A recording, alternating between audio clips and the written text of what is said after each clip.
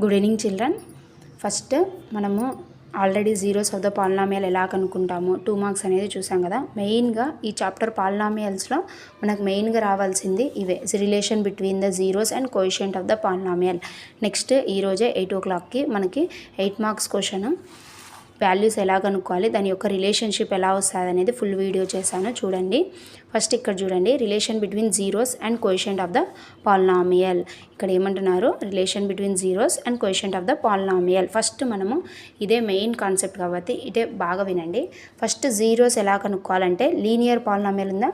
First linear polynomial అంటే నేను already last క్లాస్లో చెప్పాను, ax + b = 0 లీనియర్ పాలినామియల్. కాబట్టి మనం ఫస్ట్ దీని యొక్క జీరోస్ ఎలా కనుక్కుంటాం, ఆల్ఫా = -b/a.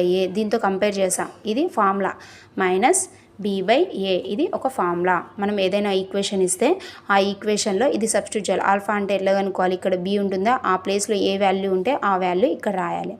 నెక్స్ట్ ఏ వాల్యూ ఏముంటే అది రాయాలి, అది ఆల్ఫా అవుతుంది. ఇవి జస్ట్ డెఫినేషన్స్, ఫార్ములాస్. దాని తర్వాత మనం ఎలా యూజ్ చేసామనేది నెక్స్ట్ వీడియోలో ఫుల్ లెంత్ వీడియో వస్తుంది చూడండి. అది ప్రాబ్లం ఎలా సాల్వ్ చేయాలనేది కూడా చెప్తాను. Next, if alpha and beta are the zeros of the quadratic polynomial. ఇందాక లీనియర్ అయిపోయింది కదా, ఇప్పుడు క్వాడ్రాటిక్ పాలినామియల్కి sum of the zeros alpha + beta = -b/a. Product of the zeros alpha × beta అంటే c/a. ఈ రెండు ఎలా వస్తాయంటే ఆల్ఫా + బీటా అంటే -b/a. ఈ వాల్యూ అనేది ఇక్కడ రాయాలి, ఏ వాల్యూ అనేది ఇక్కడ రాయాలి. c/a అంటే alpha × beta, product of the polynomial అంటే c/a. ఇక్కడ ఏం వాల్యూస్ ఉంటాయో అవి సబ్స్టిట్యూట్ చేయాలి. ఇది లీనియర్కి, ఇది క్వాడ్రాటిక్కి, నెక్స్ట్ ఇది క్యూబిక్కి.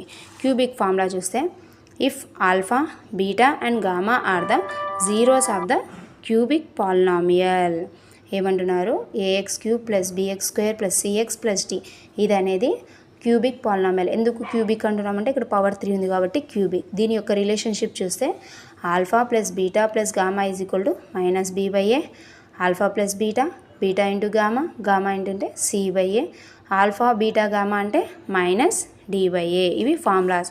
ఇది లీనియర్కి, ఇది క్వాడ్రాటిక్కి, ఇది క్యూబిక్కి. ఇక్కడ 1 వస్తుంది, ఇక్కడ 2 వస్తాయి, ఇక్కడ 3 వస్తాయి. నెక్స్ట్ దీని ద్వారానే ఇంకొక రిలేషన్షిప్ వస్తుంది. మనకు అసలు ఒక కాన్స్టాంట్ వాల్యూ అనేది ఇస్తారు, k అనేది ఒక కాన్స్టాంట్ వాల్యూ.